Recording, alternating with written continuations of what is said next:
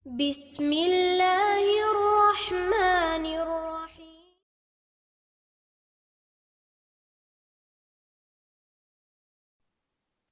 وقالوا يا أيها الذي نزل عليه الذكر إنك لمجنون.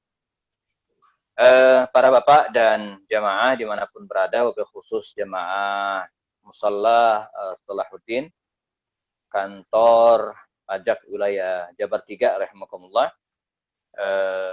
Kita bersyukur kepada Allah Subhanahu wa taala pada sore hari ini kembali dipertemukan walaupun lewat on air ya, lewat udara, karena kondisi kita yang belum pulih dari ancaman COVID-19, ya, virus corona, sehingga sebagian besar dari kita belum bisa ngantor secara normal, karenanya beberapa kegiatan kita laksanakan dari rumah, work from home, ya. Walaupun 2 pekan terakhir sudah mulai beberapa masjid dibuka dan kantoran sudah mulai pelan-pelan dibuka, kita berharap badai ini segera berlalu insyaallah, ya, dan kembali ke normal, new normal sebagaimana diharapkan. Yang kedua, balik masih dalam nuansa Idul Fitri, di hari ini masih sekian belas, 16 atau 17 bulan Syawal.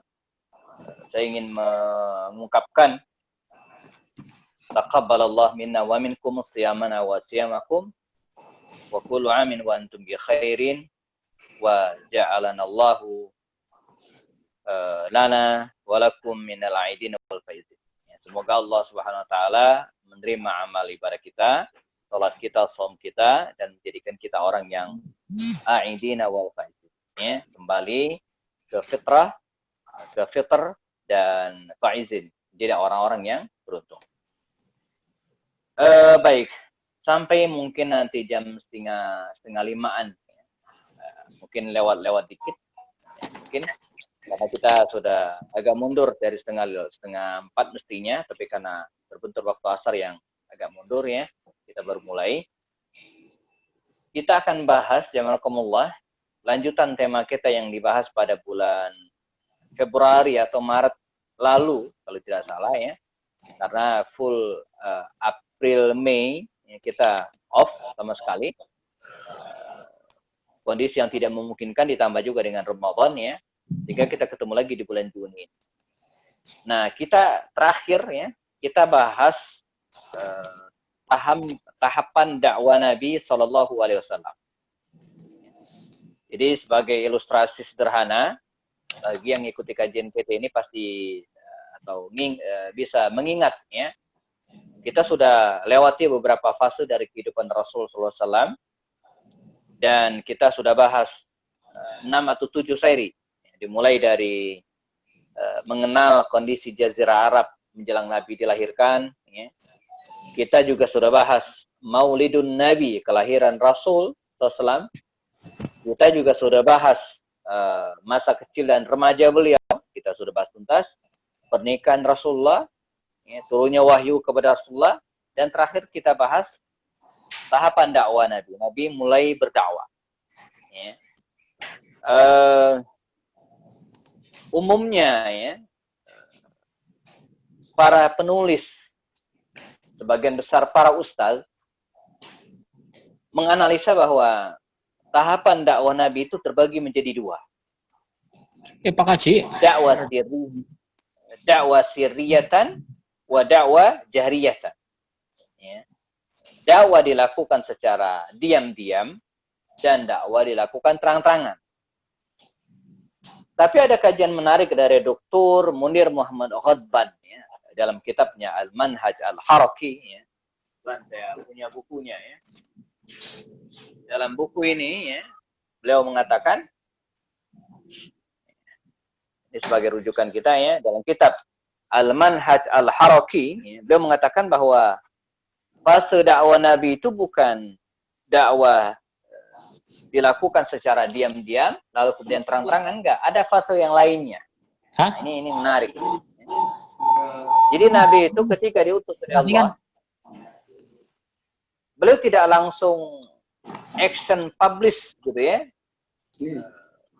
Bagaimana kebanyakan nabi lainnya. Kalau nabi lain kan langsung tuh. Nabi Musa langsung pergi ke Firaun. Jadi enggak ada tahapan marhala nggak ada. Tapi Nabi umumnya ada 2, tapi Dr. Munir Muhammad Raghban di kitab yang sebutkan tadi mengatakan 3. Pertama apa? Sirriyatud da'wah wa sirriyatud tanzim. Di buku beliau ya disebutkan ya. Sirriyatud da'wah wa sirriyatud tanzim. Jadi dakwah dilakukan secara diam-diam. Dan orangnya pun diam-diam. Jadi maksudnya Nabi diam-diam dakwanya, dan orang yang terlibat ya, masuk Islam itu pun diam-diam. Jadi demikian, gitu ya. Jadi nggak ketahuan. Ya. Nah, ini strategi yang luar biasa.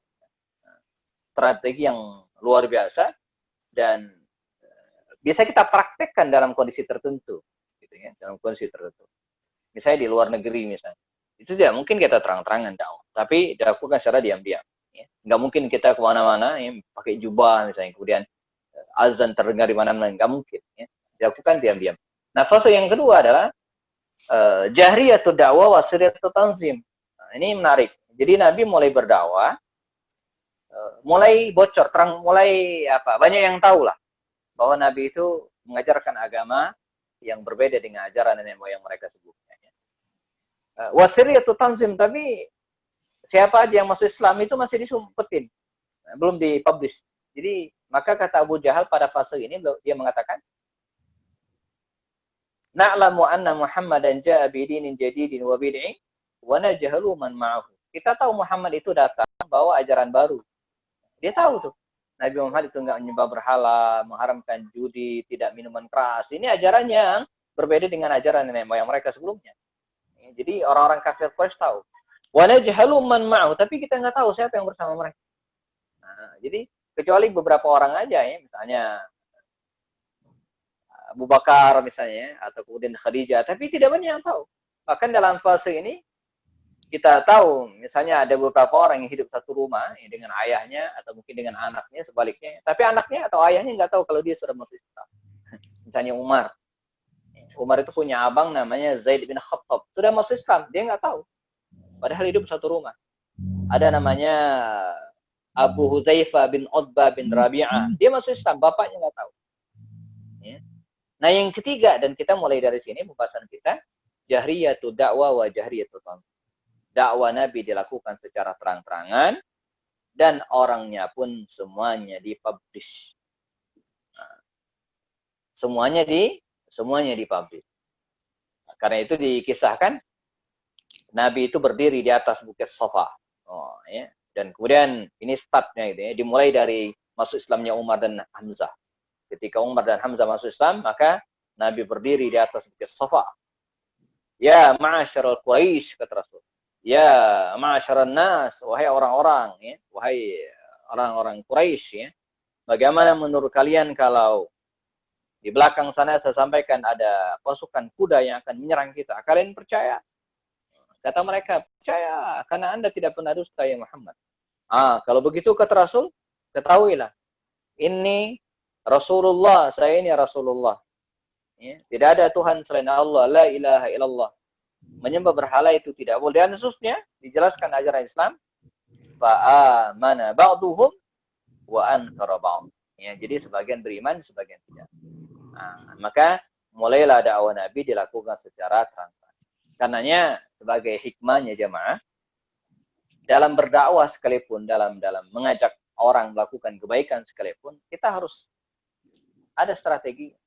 Ya, teman-teman kita yang mohon maaf ya, PNS ya, yang di satu sisi mereka harus mengabdi kepada negara ya, dan kita juga harus bermain cantik gitu ya. Jadi jangan melawan tembok, itu enggak. Dakwah itu dilakukan dengan cara yang lembut, enggak dengan cara yang kasar gitu ya. Dakwah itu dilakukan dengan cara yang bijak ya. Jadi kalau bisa merangkul ya kenapa harus memukul? Ya. Jadi kalau bisa memeluk gitu kan, kenapa harus menusuk? Nah, itu kaidah dakwah. Ya. Jadi serulah Allah, ud'ullah ilallah ya. Dengan cara apa? Bil hikmati wal mau'izah hasanah. Ya. Begitu demikian juga dengan kita menghidupkan musholla kita, menghidupkan masjid-masjid kita dalam kondisi normal, juga demikian. Dilakukan dengan cara-cara yang smooth. Kita nggak boleh kasar. Walaupun kita benar gitu ya, tapi nggak boleh. Ya. Maka Nabi pelan-pelan mengajak masyarakat Quraisy pada waktu itu, dan sebagian beriman, sebagian tidak. Nah, ketika Islam ini, janakumullah, setelah Umar masuk Islam, tersebar ke Mekah dan asbahat Makkah tu ghaira Makkah qablaha, kata Khalid bin Walid, bahwa Mekah itu berubah tidak seperti biasanya, di mana Islam sudah diketahui. Ada dua gejala. Pertama, karena Nabi berdiri di atas bukit Safa dan mendeklarasikan Islam, maka Islam itu menjadi pembicaraan semua orang. Ya. Ini efek positifnya gitu kan. Jadi bukan rahasia lagi, bukan diam-diam lagi. Nah, jadi saya ingat ini ya, ketika gedung WTC hancur ya, beberapa tahun yang lalu, sebagaimana kita paham ya, itu maksud ya, sang pelaku, kita bicara teori konspirasi sedikit, dia ingin memujukkan Islam bahwa Muslim itu teroris, Islam itu terorisme, dan ya, seterusnya. Dan terus diberitakan. Tapi secara tidak langsung itu adalah iklan gratis. Makanya kita juga harus waspada gitu kan. Jangan masuk pusaran yang kemudian kita terjebak pada satu sisi mengiklankan orang lain yang mesti nggak boleh kita sebarkan gitu kan. Nah, Nabi juga demikian waktu itu, Islam tersebar dan semua orang tahu. Ini sisi positifnya. Nyaris tidak ada yang nggak tahu bahwa Muhammad SAW itu menjadi Nabi. Yang kedua, ini efek negatifnya. Mereka yang masuk Islam secara diam-diam tadi dan diketahui oleh keluarganya, mulai mengalami penyiksaan-penyiksaan. Nah, ini akan kita bahas lebih detailnya. Ketegaran, ya, bagaimana kaum muslimin bisa menghadapi ujian-ujian, ya, rintangan-rintangan pada waktu itu dengan tegar. Dan kita akan lihat sampelnya, contohnya.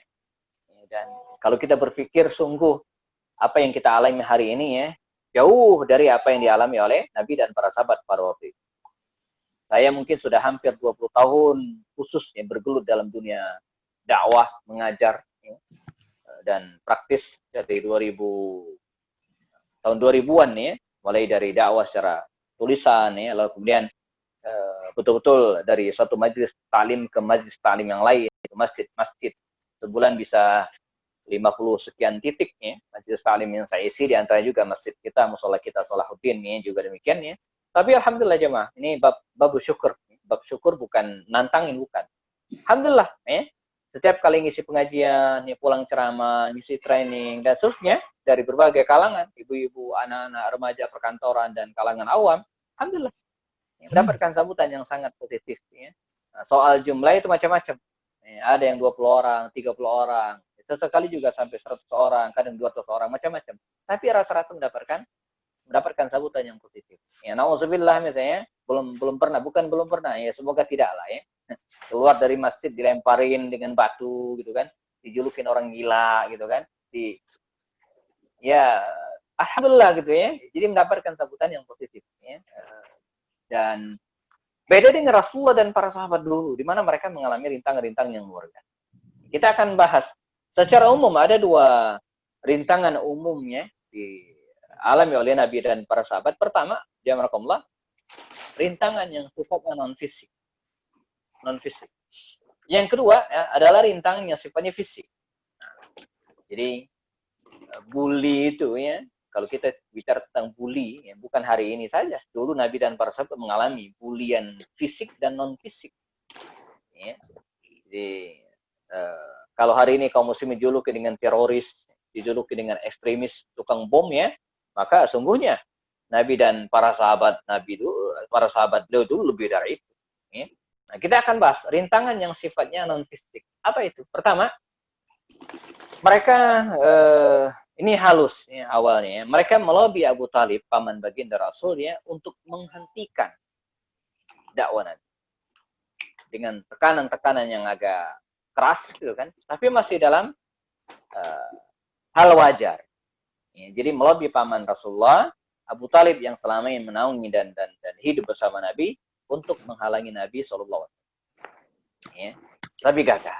Maka nanti kita akan ketemu cerita Nabi ditawari dengan harta, ditawari dengan tahta, ditawari dengan wanita, tapi Nabi tetap bergeming dengan pendapatnya.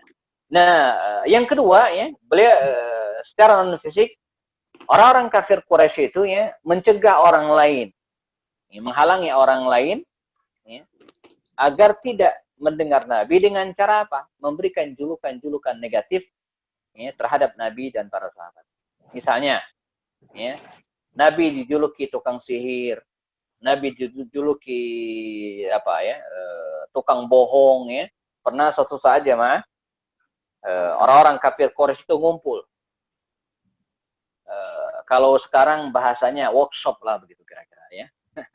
Workshop. Nah, ngumpul di sebuah tempat yang dikenal dengan tempat Darun Nadwa. Ini tempat ngumpul-ngumpul kafir Quraisy pada waktu itu. Mereka workshop ya, bicara. Temanya apa? Mencari julukan yang pas ya, untuk Muhammad dan kawan-kawan. Supaya orang benci. Ya, supaya orang tidak suka dengan Rasulullah, mereka akan mencari julukan yang tidak baik untuk Rasulullah. Sama seperti hari ini, agar orang membenci Islam, maka dijulukilah kaum muslim itu teroris. Supaya orang tidak suka dengan Islam, maka disebutlah kaum muslim itu sebagai orang yang apalah ya, barbar, tukang bunuh, tukang bom, dan julukan-julukan yang lainnya. Disebut sebagai terbelakang. Ya. Saya ingat kisah Dr. Syafi Antonio dulu ketika dilarang oleh orang tuanya masuk Islam. Bukan karena apa-apa. Kata beliau cerita, saya dulu dilarang oleh orang tua saya masuk Islam, katanya, bukan karena apa-apa. Karena kalau masuk Islam, pasti miskin. Ditanamkan dalam benak kita bahwa Islam itu terbelakang, Islam itu miskin, tidak berpendidikan. Dan orang tua Dr. Syafi Antonio yang kita kenal itu ya, termakan isu ini. Kalau Anda masuk Islam, pasti miskin. Akhirnya beliau nekat masuk Islam dan kaya. Dan kita tahu kehidupan ekonomi Islam ya, Dr. Syafi Antonio gitu ya. Jadi dicerminkan gitu kan bahwa Islam itu kumuh, ya, Islam itu kotor gitu kan, dan seterusnya. Nah, Nabi juga demikian, ya, mereka berkumpul untuk mencari julukan yang pas untuk Rasulullah SAW. Maka di antara mereka ada yang mengusulkan misalnya naquluhu majnun, kita juluki aja Nabi Muhammad itu orang gila. Jadi kalau sudah di-labelin orang gila kan, mau ngomong apa aja nggak usah didengar, orang gila gitu kan. Ya. Jadi mereka ngusulin ya, disebut Muhammad itu gila. Dalam surat Al-Hijr, ya, Allah Subhanahu Wa Taala mengabadikan kalimat mereka.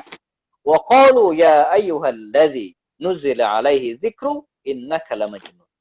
Mereka mengatakan, wahai orang yang diturunkan kepadanya Al-Quran, Muhammad, maksudnya Islam, innaka lamajnun, ente itu orang gila. Ya. Yang lain kata yang lain menimpali, jangan.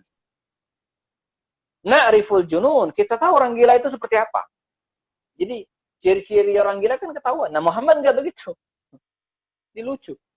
Masa julukin orang gila, tapi dia nggak gila kan? Malah kita ntar dijulukin orang gila. Udah cari yang lain.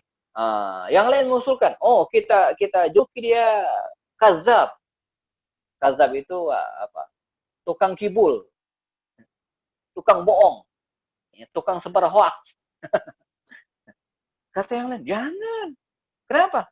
Nah, Muhammad itu sejak kecil kita juluki Al-Amin, orang yang terpercaya.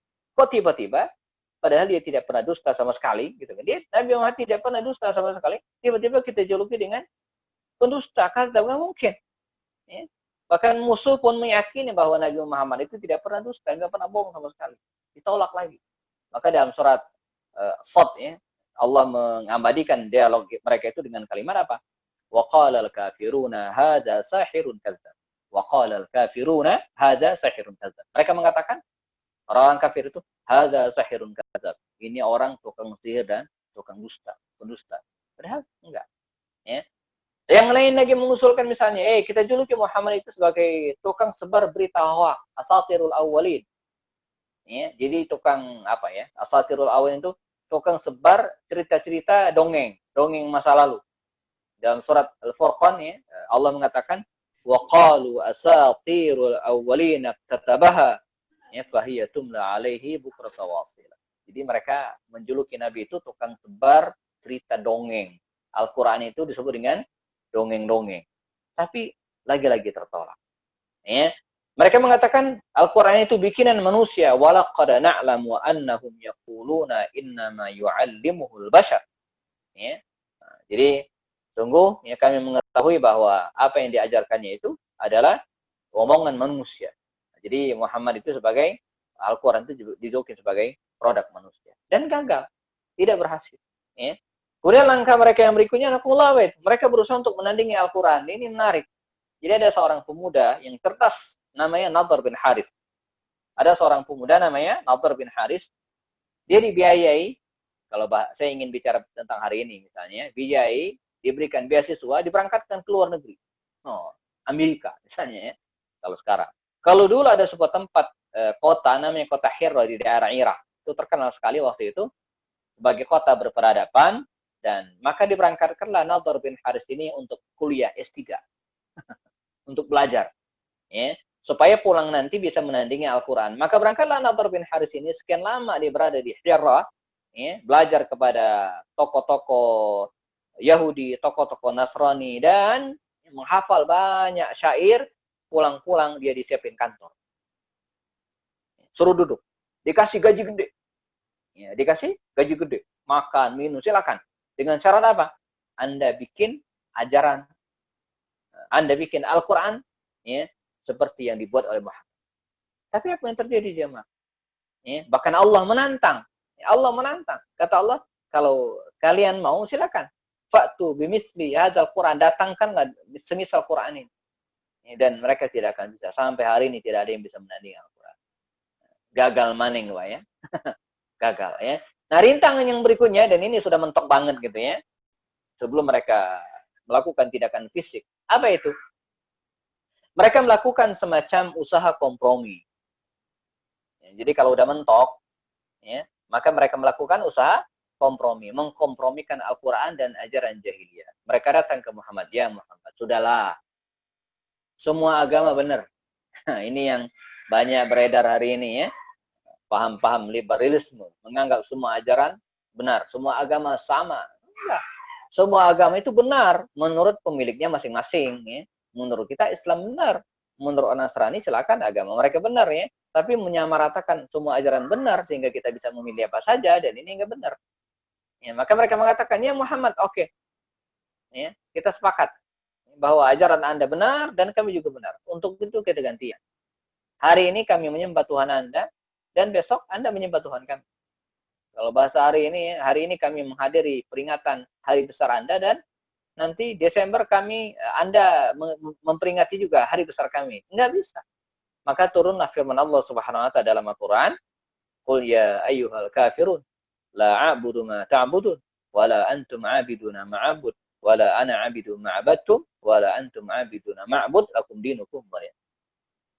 Jamaah, saya yakin banyak yang hafal ayat ini ya, walaupun suka bolak-balik, hati-hati ya. Kalau imam ya baca ini hati-hati ya, bisa enggak selesai sholatnya ya. Nah, ini jamaah rahimakumullah ya, rintangan-rintangan yang dialami oleh Nabi dan para sahabat non fisik, belum fisik. Nah, selanjutnya rintangan yang dihadapi Nabi dan para sahabat physically, secara fisik. Pertama, penindasan terhadap baginda Nabi sendiri. Dan dilakukan oleh orang-orang bahkan dekat beliau, seperti misalnya Abu Lahab. Abu Lahab itu paman Rasulullah SAW. Nama aslinya adalah Abdul Uzzah. Dulu dia sangat menyayangi Rasul. Bahkan ketika Nabi lahir, dia membebaskan seorang budak namanya Thuwaibah al-Islamiyah dan menyusui baginda Rasul sallallahu alaihi wasallam. Sayang kepada Rasul. Bahkan ketika Nabi menikah dengan Khadijah dan punya anak, ya, Ruqayyah dan Ummu Kulsum, dua putri Rasul ini ya, dinikahkan dengan anaknya Utbah dan Utaibah. Tetapi ketika Nabi dapat wahyu, menerima wahyu, dia menolak. Dengan kepongahannya dan kesombongannya dia mengatakan, andai Tuhan itu penyakit yang sering melanda seseorang dan menolak kebenaran itu disebut dengan al-istikbar, ya, al-kibriya, ya, sombong. Ini penyakit iblis. Ya.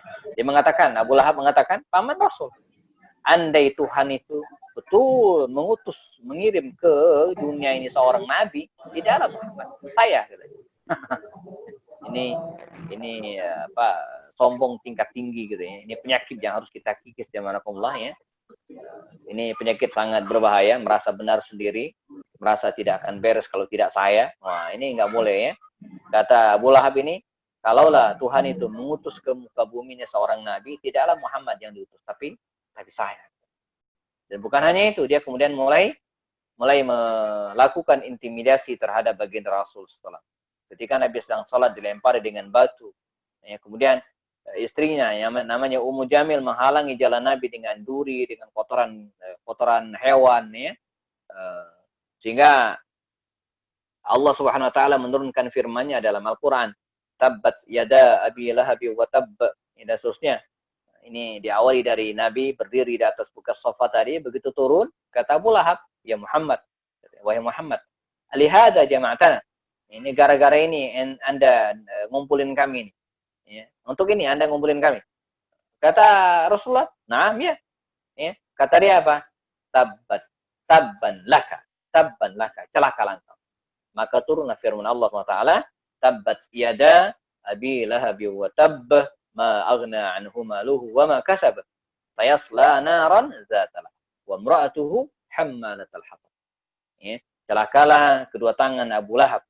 Ya.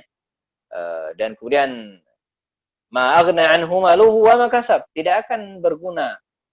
Ma aghna anhu maluhu wa ma kasab, harta dan semua yang dia usahakan enggak ada manfaat. Maka kalau kita bicara tentang ending Abu Lahab ini sadis, ya, dia tidak ikut perang Badar jamaah tahun kedua Hijriah gara-gara sakit. Jadi dia berantem dengan istrinya di rumah, dia lari ke pintu, palang pintu itu jatuh. Jatuh. Dan menghantam kepalanya, bocor, buka. Ya, jadi kepalanya itu bengkak, bernanah, ya, lalu kemudian membusuk, itu kan berhari pecah mati. Sadis. Ya. Berhari-hari jenazahnya tidak ada yang berani memakamkan Abu Lahab ini. Ya, mengapa? Karena bau minta ampun, busuk. Maka digalilah tanah dari jarak jauh, diseret tubuhnya dan masukkan, kecebungkan ke lubang itu dan dilempar dengan batu dari jauh sampai dikuburkan dengan cara yang tidak pantas. Nah, itu nasib Abu Lahab. Ya. Diabadikan oleh Allah, sayasla naran zatal lahab. Dia akan masuk ke dalam api yang bergejolak. Makanya sosok Abu Lahab ini luar biasa ya. Walaupun dia belum meninggal dunia, tapi sudah divonis Allah masuk neraka. Ya, sudah divonis Allah masuk neraka. Suatu saat pernah terjadi dialog antara Abu Lahab dan Abu Jahal dan yang lain. Ya, kata Abu Lahab dan kata Abu Jahal, dia Abu Lahab, kita punya peluru nih untuk menyerang Muhammad. Dengan menjuluki dia sebagai pendusta. Ya, pelin-pelan. Mengapa? Dia mengatakan bahwa engkau akan masuk neraka. Sekarang saja Anda masuk Islam. Kan masuk surga tuh, gitu kan? Jadi dia ingin mematahkan ucapan Rasulullah. Tapi akhirnya Abu Lahab nggak mau sampai meninggal dunia. Maka sadaqallah, benarlah firman Allah SWT bahwa Abu Lahab itu akan meninggal dalam keadaan kafir. Fayasla naran zatal lahab wa imra'atuhu hammalatal hatab. Demikian dengan istri. Ya. Nah, bukan hanya pamannya Abu Lahab, yang lain juga. Misalnya para tokoh Quraisy yang lain. Ada seorang tokoh namanya Uqbah bin Abi Mu'ayth. Sangat membenci Rasulullah SAW. Suatu saat, baginda Rasul sedang sholat di depan Ka'bah,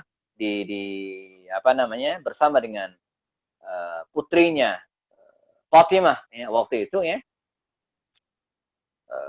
Allahu Akbar, Rasul sholat depan Ka'bah. Dan berjarak sekian meter dari Rasulullah ada beberapa tokoh Quraisy, ada 7 atau 8 orang. Nah, di situ ada Uqbah bin Abi Mu'ayth, ada Utbah bin Rabi'ah, ada siapa lagi, Umayyah bin Khalaf, ada Abu Jahal dan yang lainnya, ada 7 atau 8 orang. Memperhatikan Nabi yang sedang sholat. Kata yang satunya, lihat Muhammad sedang sholat. Kita kerjain yuk. Ini kata mereka ya. Lihat, nah Muhammad sedang sholat, kita kerjain. Boleh kata yang lain, mumpung dia lagi sholat. Kita apain enaknya? Kata yang satunya, kita tendang aja. Dia lagi sujud, kita tendang. Jangan, kemarin udah. Yang lain kayak, ludahin. Jangan, udah biasa. Akhirnya mereka ketemu pada ide, ya Allah. Kata Uqbah bin Abi Mu'ayth, saya tahu di antara kalian pasti ada hewan ternak, unta yang baru melahirkan. Oh ya, maka mereka mencari unta yang sedang melahirkan atau baru melahirkan. Unta itu jemaah kalau melahirkan yang keluar itu bukan hanya anaknya, tapi kotorannya, nanah, darah, air ketuban, dan benda-benda inilah yang kemudian diaduk jadi satu. Ya, kotoran unta, nanah, darah, dan hal-hal yang menjijikkan yang lainnya ini jemaah dituangkan ke tubuh baginda Rasulullah. Ya luar biasa. Sampai dikisahkan Fatimah yang masih kecil waktu itu ya mengelapi wajah Rasulullah dengan luar biasa. Jadi anak sekecil itu ya sudah mendapatkan beban yang tidak bisa ditanggung sedemikian rupa ya. Nah ini yang dialami oleh Rasulullah SAW dan masih banyak lagi kisah-kisah yang lainnya ya, yang dimana beliau ketika suatu saat sedang sholat gitu kan, kemudian akan dilempar dengan batu oleh Abu Jahal tapi nggak jadi. Karena Abu Jahal mengatakan, kenapa tidak jadi? Karena saya melihat ada harimau yang besar ingin menerkam saya. Jadi Nabi itu dilindungi oleh Allah SWT. Kemudian para sahabat Nabi juga demikian. Selain Rasulullah, para sahabat Nabi juga mengalami ujian. Ya. Orang kaya diambil hartanya. Kemudian orang miskin disiksa. Ya. Utsman bin Affan itu sampai pernah dibungkus oleh pamannya jemaah. Dan kemudian dibalut dengan dedaunan pelepah kurma. Dan dibakar dari bawah, diasepin. Dipaksa keluar dari Islam. Seorang sahabat muda, Mus'ab bin Umair namanya. Mus'ab bin Umair itu pernah diboikot, diusir dari rumah orang tuanya. Tidak diberikan makan, tidak diberikan minum, padahal dia orang yang kaya. Ya. Siapa lagi? Ammar bin Yasir dan keluarga. Ya. Jadi Ammar bin Yasir ini punya keluarga, namanya ayahnya Yasir, ibunya namanya Sumayyah.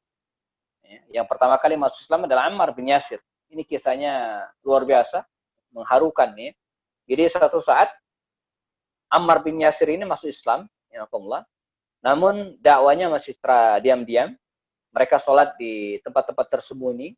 Nah, suatu saat ketika Ammar bin Yasir dan kawan-kawan ini sedang sholat di suatu lembah di lembah Makkah, ketahuan oleh orang-orang kafir Quraisy. Maka terjadilah kekisruhan, tawuran antara kaum muslimin gitu kan, Ammar bin Yasir ini dengan segelintir kafir Quraisy. Di antara ada Abu Sufyan. Tawuran. Pulang-pulang ya Ammar bin Yasir ini babak belur. Mukanya babak belur. Kata bapaknya Yasir. Bapaknya Yasir, ya Ammar, maza hadas. Apa yang terjadi? Kenapa babak belur begini? Kata Ammar anaknya ini, la syai'a ya abi. Enggak ada apa-apa, enggak masalah. Biasa anak muda. Enggak katanya, ini enggak biasa. Pasti engkau berantem. Oh iya, siapa teman berantem? Akhirnya dia ngaku. Ya Abu Sufyan wa man ma'ah. Abu Sufyan CS. Kaget Ammar. Kaget Yasir ayah nih, Abu Sufyan. Itu orang terkenal, kalangan bangsawan. Bagaimana mungkin kau bisa tawuran dengan dia? Maka singkat cerita diceritakanlah oleh Ammar bahwa dia sudah masuk Islam. Akhirnya ibunya Sumayyah masuk Islam. Mereka sekeluarga bertiga memeluk Islam. Begitu ketahuan oleh Abu Jahal, mereka disiksa dengan berbagai macam siksaan. Berhari-hari mereka disiksa. Sampai akhirnya Sumayyah binti Khubat, ayah dari Ammar bin Yasir ini, pernah meludahi Abu Jahal, dan saking keselnya Abu Jahal diambil tombak dan dibunuhlah Sumayyah ini. Maka dalam sejarah Sumayyah ini menjadi wanita atau menjadi orang yang pertama yang syahid dalam Islam. Menyusul suaminya, malamnya kemudian dikurung, dia di penjara, tidak diberikan makan, kelelahan, akhirnya dia pun syahid, meninggal dunia. Adapun Ammar bisa meloloskan diri karena dia mengambil rukhsah ketika disiksa oleh Abu Jahal, kemudian dipaksa untuk keluar dari Islam, dia tidak mau. Akhirnya terjadilah negosiasi. Kata Abu Jahal, ya Ammar, saya tidak ingin membunuhmu sebenarnya. Saya ingin engkau keluar dari ajaran Islam. Tidak, kata Ammar. Kalau begitu, begini saja. Ini supaya ada jalan tengah, kata Abu Jahal. Saya enggak malu dan engkau selamat. Jadi Abu Jahal gengsi dia gitu ya. Kalau dia membunuh Ammar, itu artinya dia kalah. Kalau Abu Jahal membunuh Ammar, itu artinya dia kalah. Dan dia nggak mau kalah, dia ingin menang. Nah, kalau dibebaskan, itu nggak mungkin. Maka terjadilah negosiasi. Kata Abu Jahal ini kepada Ammar, ya Ammar, kita ambil jalan tengah. saya akan bebaskan Anda, tapi dengan syarat, ya, Anda mengucapkan kalimat kufur di depan semua orang. Jadi orang tahu bahwa Anda itu kufur. Soal hati Anda saya nggak mau tahu. Ya, dan tidak ada pilihan bagi Ammar. Ini dalam kategori rukhsah jamaah, rukhsah. Maka kata Ammar, ya saya terima. Maka di antara kalimat yang disampaikan Ammar pada waktu itu, Muhammadun kadzab, Muhammad pendusta. Ya, maka dilepaskanlah Ammar ini, lari Ammar ketemu Rasulullah, minta maaf, minta ampun kepada baginda Rasulullah. Maka kata Rasulullah, la ba'sa alaihi ya Ammar. Tidak masalah ya. Ya. Seseorang itu dalam kondisi tertentu diperkenankan mengucapkan kalimat-kalimat yang tidak sesuai dengan Islam, ya, dengan karena apa? Karena dipaksa, ya. Tapi dengan syarat, ya, illa man istukriha wa qalbuhu mutmainnun bil Islam. Jadi orang yang terpaksa, tapi hatinya tetap dalam Islam. Ini tidak terbilang kufur. Maka selamatlah Ammar bin Yasir. Ada yang lainnya, misalnya ada seorang sahabat namanya Khabbab bin Ard, ya, yang dijambak rambutnya, lalu kemudian Afla, Abu Fakir, dan banyak sekali para sahabat. Ya. Namun mereka tetap tegar. Ya, bahkan kisah yang diabadikan sejarah, ada kisah Bilal bin Rabah, ya, yang disiksa oleh tuannya Umayyah bin Khalaf, diseret di padang pasir Sahara, ditimpa dengan batu besar, dan ya, siksa-siksa yang lainnya. Sampai kemudian Abu Bakar Siddiq datang membebaskan Bilal bin Rabah radhiyallahu anhu. Ya. Nah, tidak hanya cukup di situ jemaah. Setelah lewat bulian non fisik, dipaksa dengan fisik, dan kaum muslimin tetap tegar dalam keimanan, ya, akhirnya mereka menempuh jalan lunak. Makanya bagi kita jemaah, ujian itu macam-macam. Ada dengan keras, ada juga dengan lunak. Jangan kira misalnya teman-teman kita hari ini yang terpilih menjadi anggota dewan atau terpilih menjadi pejabat, itu jangan kira itu rezeki saja, bukan. Itu ada ujian. Karena mengapa? Betapa banyak orang yang bertahan dan keimanan dalam prinsip hidupnya ketika diuji oleh Allah dengan kesulitan hidup. Jadi ada orang yang semakin rajin tahajudnya, ya, jadi ketika ekonomi semakin susah, kehidupannya semakin nyesek gitu kan, dia semakin rajin ibadah. Ada orang seperti itu. Ada, ya. Nah, tapi sebaliknya ada orang yang diuji Allah dengan kesenangan hidupan dunia, semakin banyak rumah mewah, semakin besar rumahnya, semakin kaya dirinya, tapi semakin dia jauh dari Allah Subhanahu wa taala. Nah, Nabi dan para sahabat mengalami ujian-ujian demikian juga. Maka setelah gagal dengan bulian, dengan makian, dengan julukan-julukan, dengan fisik tadi, ya, dengan ancaman fisik, maka mereka mulai lunak. Utbah bin Rabi'ah datang menemui Rasul SAW. Kata dia, ya Muhammad, wahai Muhammad, sebenarnya apa yang Anda inginkan? In turidu malan, kalau Anda pengen duit, harta yang banyak, jamma'na lakal amwal, kami akan kumpulkan untukmu harta. Hatta takuna ya aghnan nas fina, sampai engkau menjadi orang yang paling kaya di antara kami. Ya. Kalau engkau pengen mulkan jabatan raja, in turidu mulkan antakuna malikan, kalau pengen jadi raja, maka kami angkat Anda menjadi raja. Ya. Tapi kalau engkau pengen wanita, imra'at, ya, maka kami akan carikan wanita yang paling cantik di Mekah ini, sekitarnya, ya, dan kami berikan kepada Anda. Jadi dia ditawari 3 tajam. Ya. Harta, tahta, dan wanita. tiga hal ini yang kita harus waspada, ya, dan silakan kita evaluasi diri kita masing-masing. Ada orang yang kelemahannya di harta, ada orang yang kelemahannya di tahta, dan ada orang yang kelemahannya di wanita. Ada orang yang ketika diuji dengan harta berlimpah, dia tetap tidak ada yang berubah dari dirinya, tetap tawadu, tetap tidak ada yang berubah dari diri. Diuji Allah dengan kekayaan, dengan jabatan juga tidak ada yang berubah dari diri. Tapi banyak yang kelepak-kelepak diuji dengan wanita, tergelincir. Ya, nah, Rasul juga demikian. Tapi apa kata Rasul? Kepada pamannya dia mengatakan, ya ammi, wahai paman, katakan kepada orang-orang, law wada'u syamsa ala yaman wal qamara ala yasari lan atruka hadhihi da'wata aw ahluka dunah. Ya. Andai mereka meletakkan matahari di tangan kananku dan rembulan di tangan kiriku, lan atruk hadi dakwah, saya tidak akan meninggalkan dakwah ini, ya, atau bila perlu saya binasa bersama dengan dakwah. Jadi sudah tidak mempan. Jadi tidak bisa disokok, ya, tidak bisa diiming-imingi dengan harta dan seterusnya. Ini juga pelajaran bagi kita jamaah, ya. Kita harus kuat sekuat Bilal bin Rabah, sekuat para sahabat Nabi tadi menghadapi rintangan-rintangan seperti ini. Dan puncaknya, jazakumullah, ya, ketika mereka mengalami hal-hal demikian, ya, bagaimana Nabi bisa punya ketegaran seperti itu? Kita sisakan 5 menit lagi, ya. Bagaimana, ya, dan ini teladan bagi kita mestinya, kok bisa mereka punya ketegaran yang sangat luar biasa seperti itu, ya. Pertama adalah kedekatan mereka dengan Al-Quran. Bahkan Abdullah bin Mas'ud, dia pernah disiksa habis-habisan gara-gara melanturkan surat Ar-Rahman. Tapi dia tidak merasa sakit.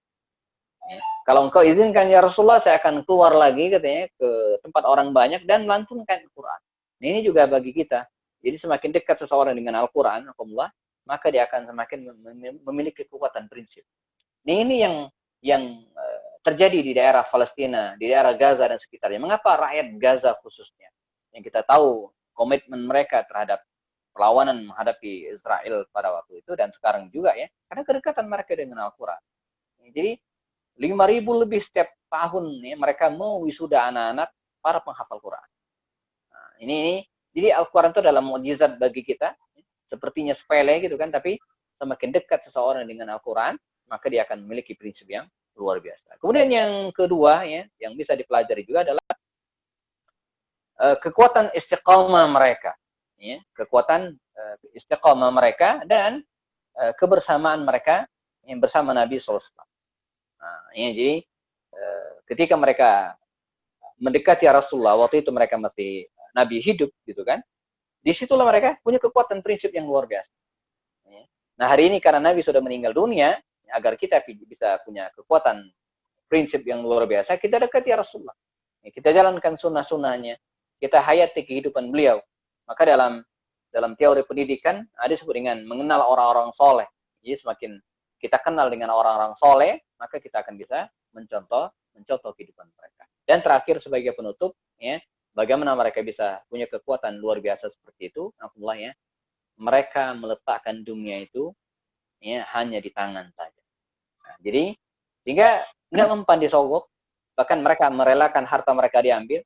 Nanti kita akan ketemu dengan kisah Suhaib Ar-Rumi, di mana dia mengikhlas memberikan semua hartanya, ya, dia berikan semua semata untuk, ya, agama Allah SWT dan meninggalkan Mekah, hijrah ke Madinah. Maka ketika tiba di Madinah, Rasul mengatakan kepada Suhaib ini dengan kalimat Rabihal bai' Aba Yahya. Sungguh, ya, niaga yang beruntung bagi Abu Yahya. Maksudnya Suhaib Ar-Rumi. Ya. Jadi ketika seseorang meletakkan hartanya hanya di tangan, bukan di hati, ya, maka dia tidak akan mudah disogok, tidak bisa dibujuk dengan bujukan-bujukan yang tidak ada artinya dalam hidup dunia ini. Nah, baik Allah, jam di studio jam 4.28, hampir 4.30, kita sisakan waktu, ya, sekitar 5 atau 10 menit.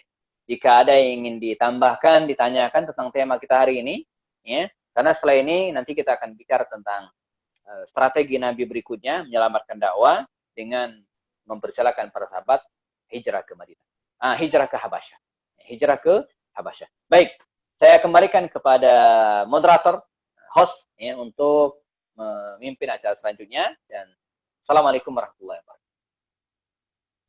Waalaikumsalam warahmatullahi wabarakatuh.